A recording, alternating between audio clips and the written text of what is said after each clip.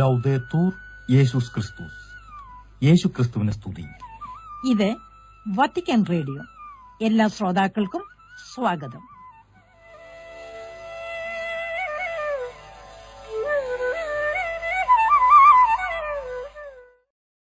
നമസ്കാരം ശ്രോതാക്കളെ. സംഭവങ്ങൾ, വ്യക്തികൾ എന്ന പരിപാടിയും വാർത്തകളും കേൾക്കാം ഇന്ന്.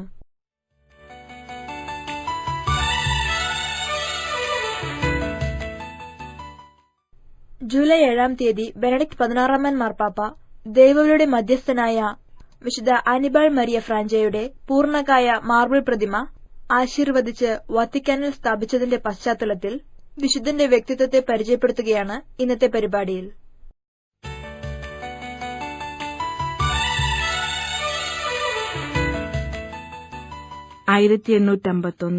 ജൂലൈ 5 തീയതി ഇറ്റലിയിലെ മെസ്സിനായിൽ പുരാതനമായ പാരമ്പര്യവും കുലീനതയും ഉള്ള പ്രഭുകുടുംബത്തിൽ വിശുദ്ധ ഹാനിബാൾ ജനിച്ചു.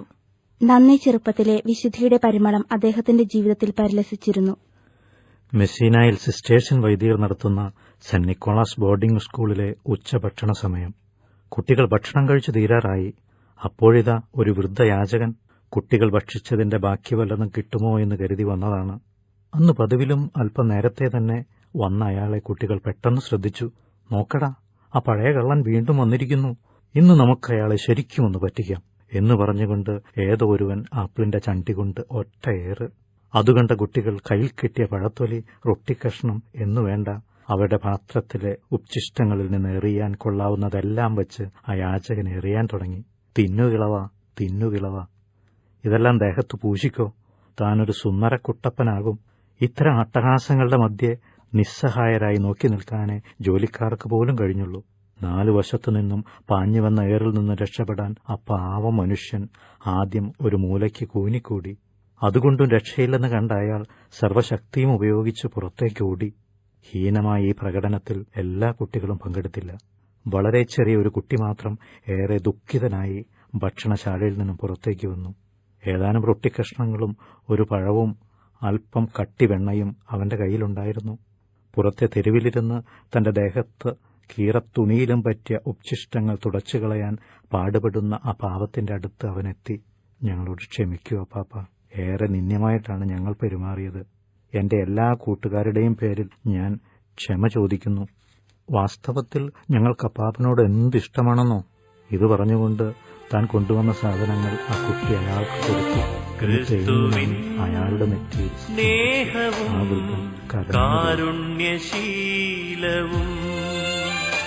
ഈ ഭൂവിനേകിയ പുണ്യതാത നല്ലിടയൻ തൻ അളവറ്റ സ്നേഹം ഞങ്ങൾക്കായി നൽകിയ പുണ്യവാനേ.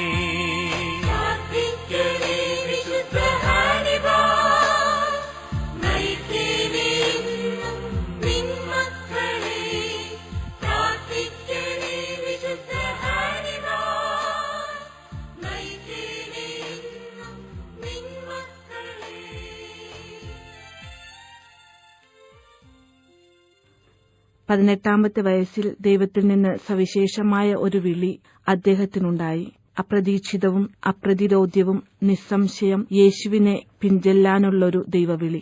ജനക്കൂട്ടത്തെ കണ്ടപ്പോൾ യേശുവിന് അവരുടെ മേൽ അനുകമ്പ തോന്നി. അവർ ഇടയനില്ലാത്ത ആടുകളെപ്പോലെ പരിഭ്രാന്തരും നിസ്സഹായരുമായിരുന്നു. ഈശോ ശിഷ്യന്മാരോട് പറഞ്ഞു, വിളവധികം, വേലക്കാരോ ചുരുക്കം.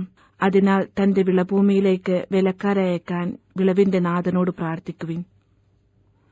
വിശുദ്ധ മത്തായി എഴുതിയ സുവിശേഷം 9 അധ്യായം 36 മുതൽ 38 വരെയുള്ള ഈ വാക്യങ്ങൾ വിശുദ്ധ ഹനിബാൾ ഒരു ദൈവകൽപ്പനയായി സ്വീകരിച്ചു.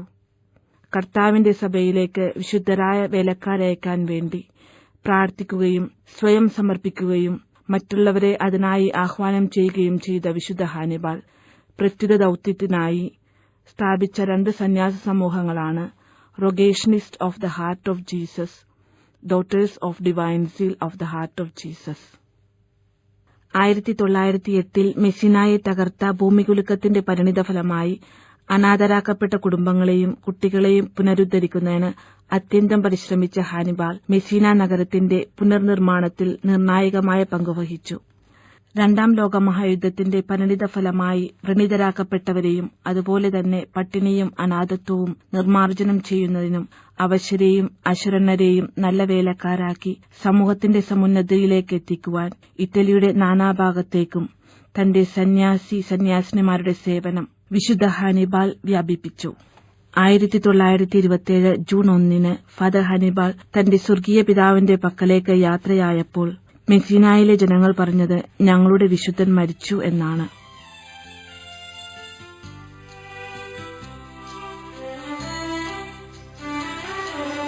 വിശുദ്ധ ഹാനിബാൾ പ്രാർത്ഥിക്ക ഞങ്ങൾക്കായി ഈ ഭൂമിയിൽ ശാന്തി വിരിയാൻ.